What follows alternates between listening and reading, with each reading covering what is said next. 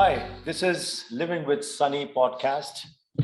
Today, my guest is Jim Conley. Jim has lived a lot of his life and still does in the world of finance, with a pivot in his life where he moved towards holistic well-being and meditation in particular. We'll talk to him a lot about both of those areas. Welcome, Jim. Thank you. Good to see you again. Good to see you. 2 Good to months? see you. You were my first in-person breakfast. Post-COVID? Post-COVID, yeah. You were the very first. You're also the first person I shook a hand with. I love that. It was a delightful morning. Tell a little bit our audience about you. Jim has lived in the world of finance for a long time with leadership positions at Prudential Securities, JP Morgan Chase, and Deutsche Bank. And then he started his own boutique finance company called Yelian Partners. Sometime in his life, he pivoted towards holistic well-being with a big focus on meditation, and even started and co-founded the Mindforce Institute. And we'll talk all about that in our conversation today. Jim, let's start with, I want to hear about your childhood and teenage years. What was childhood and your teenage years like? My father was a pediatrician, and I was the sickest puppy in the family. I have 5 sisters and a brother. And I had very, very bad asthma. So fast forward, in the present day, pranayama is a very important facet of my existence because you live and die on every breath. But when you can't breathe, you recognize that, you're going to die. You're meeting death in every moment. So I gained a healthy respect for the breath with this terrible, terrible asthma. Sometimes I was unable to pick up the mail in the mailbox. My mother was a junior Olympic butterfly champion in Chicago. And when we moved to the Air Force Base in Arizona, my father was a flight surgeon for a while and eventually became a pediatrician. I was forced to begin swimming. And it's hard to swim when you can't really breathe. I mean, I had this pigeon chest. I was super skinny, and that was my trauma. That was my childhood, effort that eventually unfolded into a life of high-level elite athleticism. But I went to a private. The best thing my parents gave me was an education, as you've given yours, right?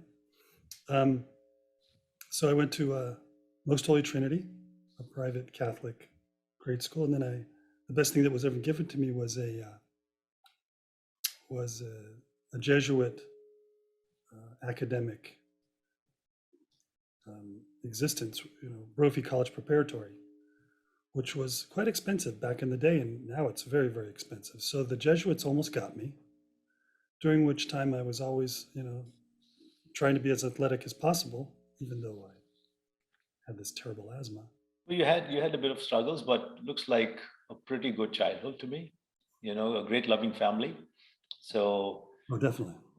It's like I tell my friends that we were probably middle to maybe tad bit lower middle class growing up in India, but there was never a dearth of a paucity of love and good food on the table, because her mom cooked. She just doted on both the kids, and she just cooked with so much love, wanted to feed us, take care of us, that the food was the best food that I've ever had in my life. No matter if we ate out, went to people's places, there was the best food available at home. There was lots of love, and we never felt that we lacked anything in life. And I look today, I have a lot more. I have a lot more material things, but those were the most fond memories I have of my life. So you have a wonderful childhood. Yeah. But I think at our age, we start to recognize that, you fill up the drawers and then you empty it. And at the end of the day, you really just have common humanity, human connection, and love. So, we expand and contract, right? with That stuff is and then less stuff. that is right. And some people don't empty their drawers, and some people don't contract, and therefore they don't empty their mind for new thoughts and new ideas and new friendships and new conversations to come in. Mhm. And we try to maximize. Sometimes we optimize, but we always try to maximize. I think sometimes we should minimize in order to maximize. Be minimalistic to let more things come into your life, because accumulation at the end of the day, what's the point of having things you never use, clothes you never wear, car you never drive, right? Right. Friendships that you never You- nurture. Right. But you've got that car because you wanted the car. It was going to make you happy. But then what's next? Got to get the boat. That's right. Or, That's right. fill in the blank, whatever. That is right. That is right. Now, you grew up in the world of finance, held many leadership positions. You started your own boutique company. Tell me about your life of finance. What was it like? Um, how do you reflect upon that portion of your life? Finance is a cork on the river. I mean, I didn't plan to go into finance. I was in pre-med, like dear old dad, going to be a surgeon, growing up in Arizona. And then I, I, it's a funny story, but it's absolutely true. I met this Norwegian woman named Tuna, and I fell deeply in like with her when I was in University of Arizona. I mean, at ASU. And she goes, "What's your major?" And I said, "Well, what's yours?" And she goes, "International corporate finance. That's the hardest thing." And she, I was pre med, and she goes, "What's yours?" I go, "I'm the same." And I pivoted to follow her through classes. Purely accidental. I went from, because my first couple of years were pre med. Then I took a year of Oriental studies where I was doing, Mandarin language 3 hours a day, 4 days a week. And then that was sort of my middle transition year. And then I got into international corporate finance. At the same time, I was racing bicycles at a pretty serious level, and I was in this. I mean, this is such a random life. I mean, it's not like I planned it this way. It just sort of happened. Then I was in this bike race in Scottsdale, Arizona, and after the bike race, somebody came up to me and said, would you like to race in Belgium?" So a lot more detail. And I said, "Sure." So I went and raced in Belgium, and then went back, finished my last year of college, and then went back again. And I thought, I'm going to go to the Olympics. So when the '88 Olympics, didn't happen for me, that's when I focused on finance. But Prudential Securities, they kind of tolerated my coming to the late to the office, because at the time zone, the market would close at 10 o'clock at night. So it was completely accidental that I got into finance. And it was that in Brussels, the Prudential Securities, I was the only American, and they gave me a telephone, said, 50 to 100 cold calls a day, get started. So, it kind of, then I had some success with a client at Chase, and he convinced them to hire me. He was asked, why should we hire this guy? He doesn't have the credentials. He's not Harvard. He's not Ivy League. He comes from what? Arizona State University. And then they have this concept there. It's called finder, minder, grinder in investment banking. So those are the three, personas that people bring to the table in international corporate finance. And they didn't, most people, it's rare to find somebody with all three, finder, minder, grinder. Most people have two. And so they said, "What is he?" And they said, Albert said, "We'll figure it out." So I got hired. It turns out I'm a finder and a minder, but I'm also pretty good with a spreadsheet grinder, but that's not where I like to play. And then, I went into a white shoe investment bank from pretty much a securities firm. And then that's when the Olympics passed in 1988, I quit being what's called an agent de change in French, a broker, and then I just doubled down on finance because it was fun, and I could find deals anywhere. And what was of course, you live holistic well-being two different ways throughout your life, but what was, you incorporated meditation in your life. I want to talk about that. You started Mindforce Institute. I want to know what caused that. How did that happen? So tell me about how did you started incorporating some of these well-being elements into your life, starting with meditation and also CBRT, which is compassion-based resilience training, where you achieved a certificate and you practice that. So tell us about that. Well, it goes back, I mean, it goes across the years. I've always dabbled in meditation, but never, I mean, that transition year at U of A in Tucson when I did Oriental Studies, that was kind of where I got introduced to Zen. And um, that's kind of where it started. But then I had a number of experiences, which we don't have enough time to, we'll do again over a breakfast. But then I started having these like out of body experiences and I couldn't explain them. It's kind of weird, you go outside your window and you fly through a tree in the middle of the night and then you come in and you look at your body. So I'm like, what is that about? So I read Robert Monroe's Journeys Out of the Body. And then when I was over working in Europe as a banker, I did 2 of his programs that were used also to train the CIA in covert operations. I needed to find a place to stretch. Down the street was a yoga ashram, not really an ashram. It was just like, it was a room in a building. So I go in there and I don't know anything about anything, but I needed to get some formal stretching because with cycling, being on the bike all day, between 4 and 6 hours, you tighten, expansion, contraction. So I needed to expand those muscle groups. And so I started going to yoga just to learn how to stretch. And the woman that was in charge of this yoga studio, because I don't want to call it an ashram, she was a member of the Bolshoi Ballet. And she suffered a horrible accident. She was lead in one of the Swan Lake things at the Bolshoi. And this piece of wood came out of the ceiling and landed on her nose and moved it over here, and her career was over, just about to reach fame. So now she was a yoga teacher in Brussels who had also been an elite athlete of her own, and I was and she was. And so I had immediate respect for her. But then she took me, she said, you got to do a retreat. I didn't know anything about retreats at the time, but I went on this retreat at the same time I'm, doing all this other stuff.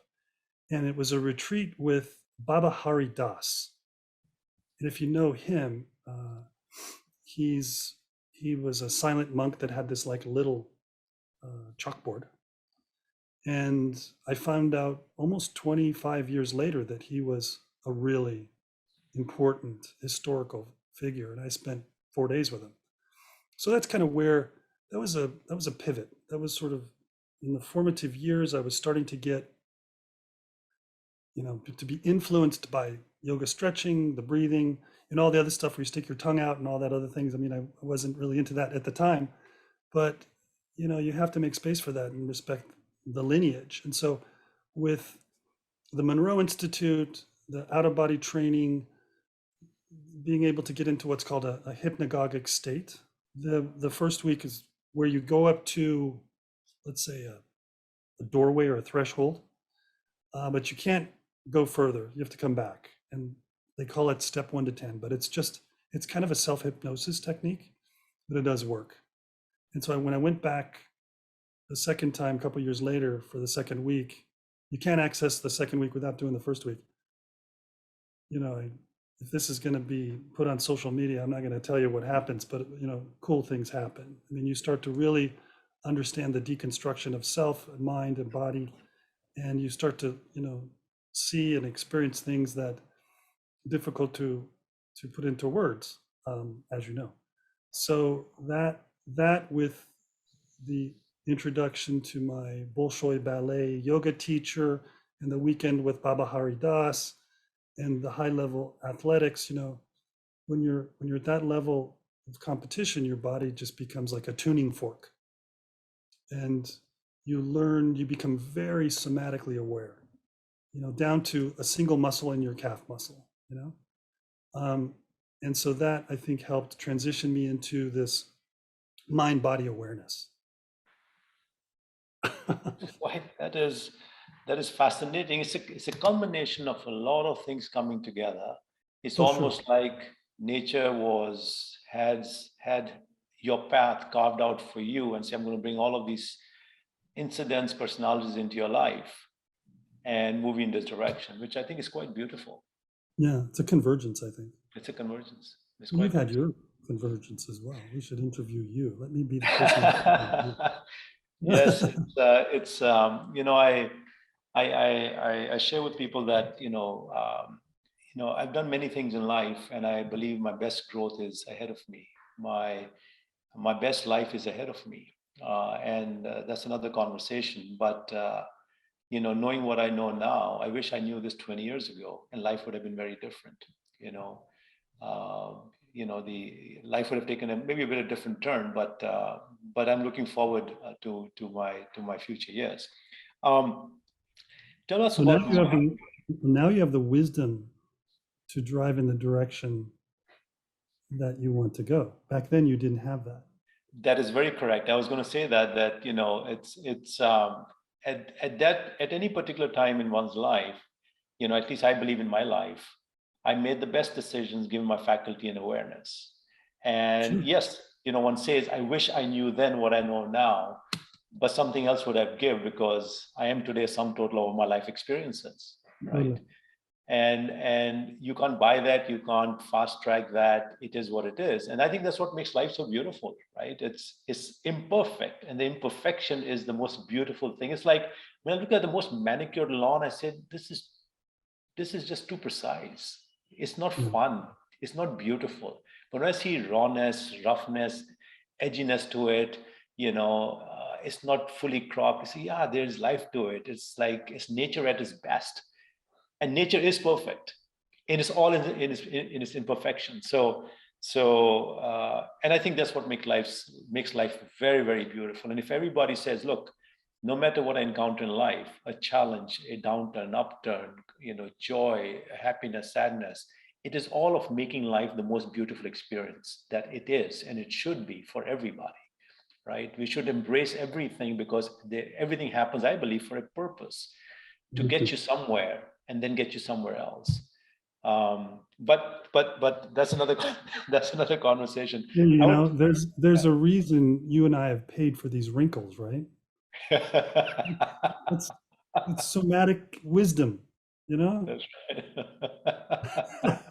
That is right. That is We right. lost our hair too, right? And it's funny, in Facebook, somehow they figured out that I have no hair, right? And so for like the last 2 weeks, I'm getting bombarded with this helmet that grows hair, with this red light. And they're like, no. Honey. So they've gone into facial recognitions, ad provisioning. So Mindforce Institute, you founded it, or you co-founded it. So that's back in 2015. I had like an existential crisis, and I didn't buy a motorcycle, but I did have to find some meaning. It's being a banker. What's another transaction? I'm working with all these people. What does it mean? What's the purpose? So I talked my way into a program in New York City called the Nalanda Institute, which was, until I got in there, pretty much exclusively medical people, doctors, nurses, etc., LCSWs, social workers. They ideally, you had to have a clinical practice in order to get into that. And the head of the program, I just wanted in. I was going to take no for an answer, and he finally let me in. And it was really hard. It was a 2-year program. There's a couch in my office right here. I pretty much lived on that couch for 2 years. And that's 2 years of my life right there. And so there was probably about 15 to 20 hours of reading homework a week. And I honestly believe I was the only person that did it. So because everybody else they'd gone through the neuroscience and the psychotherapy, and I hadn't. So it was really like I was able to level set my entire life, because up until that time, I didn't really have an emotional palate. I what's empathy? I can spell it, but what does it mean? What's resilience? What is compassion? Compassion, in 2015, if you asked me what it meant, I would probably struggle to define it. So I got through this 2-year program. I gave up every Thursday for 2 years, and maybe one weekend a month. And so the first year was the mindfulness year, second year was the compassion year. And at the end of the first year, the head of the program asked that I take the teacher training for compassion-based resilience training. Because what's better than a banker that can be compassionate? They were all clinicians as well. They were all PhDs, postdocs. They were, clinicians, psychotherapists, and then you got the banker, right?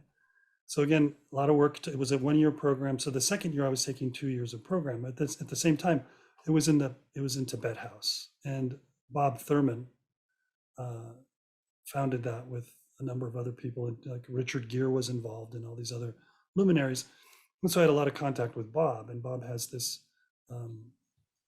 center called Menla up in Woodstock, close to Woodstock, and developed a relationship with Bob and a few other of the co-founders. We were 4 co-founders with Bob, and that was a result of leaving the program, graduating the Nalanda Institute with this Contemplative Psychotherapy certificate, whatever that means. But even at the end of these educational journeys, you've learned a lot, but you still feel like you don't know anything, right? You got to go out into the world and practice it. And so I spun up a class at the YMCA to teach compassion-based resilience training. It was a lot of fun. Then at the same time, Bob was creating this company. He met with a friend of mine and I in October 20, I want to say 18. We had a breakfast in the city. And he's like, I need your help. Let's do this. And so we started Mindforce with 4 co-founders and Bob. But we got into 2019 and I wanted to start testing content. And it's very difficult to go into IBM and say, we're going to teach, mindfulness to a corporation, and it's going to have a B word in it. You can't mention Buddhism. And so, we had it has to be secular, it has to be well structured, it has to be accessible, it has to be gender neutral. And I had a whole lot of ideas. We all did have a lot of ideas about how this thing would be structured. So the birth of my courses was the A/B content testing of programs that we could bring into the corporate sphere. That was where all the Buddhism had been extracted, and it was purely based, like with David Vago, on a secular scientific and neuroscience foundation, because that makes it, ultimately very accessible to everyone. If you go in through the science door, but if you go in with Theravada or Mahayana Buddhism and a sutra, you've just reduced your audience. So at the time, Bob was, this was pre-pandemic. He was, he effectively lives on an airplane. He was the chair at Columbia. Everybody wants Bob on their board, and everyone wants Bob as a speaker. So after about 6 months, I decided this was a little more challenging than I thought it would be. So I left Mindforce, and it's now transitioned into another life, beyond the Thurman Institute, as a new management team, and they're working on tech, and I'm still in contact with them, but not with Mindforce anymore. So that's the Mindforce story. I was 4 years into this by the time it sort of was born over a breakfast.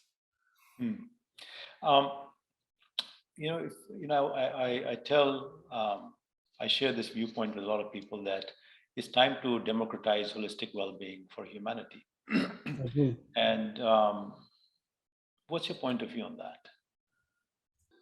With a smartphone, digital media, digital technology, VR can be done.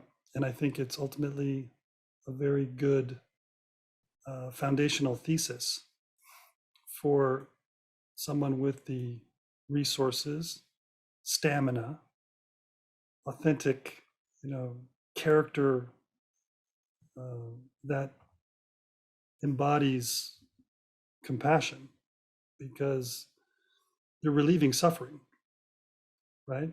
And if you can do so multidimensionally, both internal and external suffering, and make it cost effective without stigma, I'm a huge supporter of that thesis. It's important. Post-pandemic, the destruction of community, the withdrawal from social engagement, this is a coming together, and it's just one facet of a multifaceted approach. I tell my friends that one thing COVID has proven to us is the emperor has no clothes. And the modern lifestyle is leading to a lot of lifestyle diseases. And we have been living with it. It's like the frog getting fried 1 degree at a time and not realizing it's getting fried. And so we've been living with things that we should not live with. We should be addressing them. We should be confronting them. We should be solving them. We should be overcoming them. And that is not happening. And I hope that one thing, the takeaway from COVID will be that let's get the basic framework of our life into and from a realm of well-being. And let's focus on our mind, let's focus on our body, let's focus on society, let's focus on the planet, let's focus holistically on all of these things.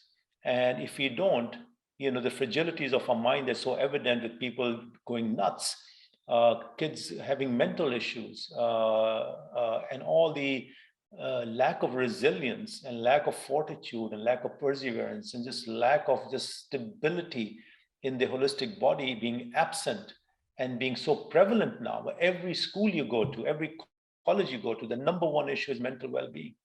I've heard the word well-being being used so often now, and most of the time people don't even know what well-being means, but they're using the word, it's not good for mental well-being. That's how pervasive it has become, yet they don't have any solutions. When I talk to them, they say, we don't have any solutions, right? We are struggling, we don't have enough counselors and this and that, And so I hope that the curveball that nature threw at us called COVID will help us realize what are the right things and the mandatory things to do in life and address, which is look within, how does your social tribe and your family tribe comes together holistically? How do you look after society? Because everybody can. It's not a question of money. And how do we be true custodians of our planet so that 10, 15 years from now, we can look into the eyes of our kids and they have a reason to say thank you to us, right? That's what COVID is teaching us. And I hope we learn that.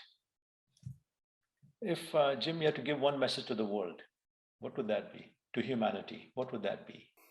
It's almost a cliche by saying, be kind.